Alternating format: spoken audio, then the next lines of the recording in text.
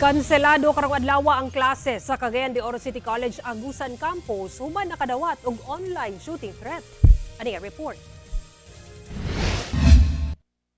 Hulagway sa usa ka pusil nga dunay caption nga mamusil sa dalan duol sa campus sa Cagayan de Oro City College Agusan Campus. Kini ang gipost sa usa ka anonymous social media user Martes sa gabi ngadto sa social media group sa Cagayan de Oro City College. Gikaalarma kini sa eskwelahan. Gilayon nga nakig-alayon ang City College ngadto sa kapulisan ug barangay aron matagaan og dugang seguridad ang lugar.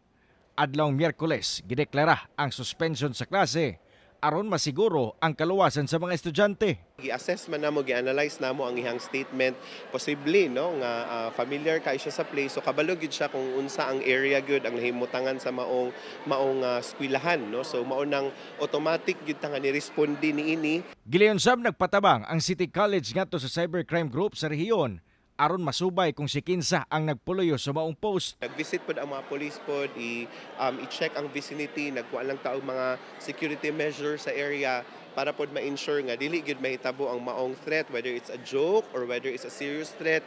We are also very serious with these kinds of threats gyud sa atong eskwelahan. Tungod sa maong panghitabo, kimando sab dayon sa LGU ang dugang seguridad sa palibot sa eskwelahan. Doon na sa panawagan ngadto sa mga ginikanan. Mga ginikanan nga bantayan po nila ang ilang mga anak sa panahon sa pag-eskwela. Tan-awon nila kay doon na sila katungod, tan-awon ang ilang mga gidala o ilang mga bag.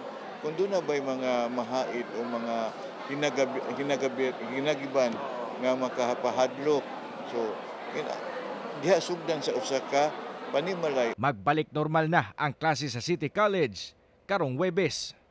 Kauban si Jaybert Pairat, Cyril Chavez, 1 Mindanao.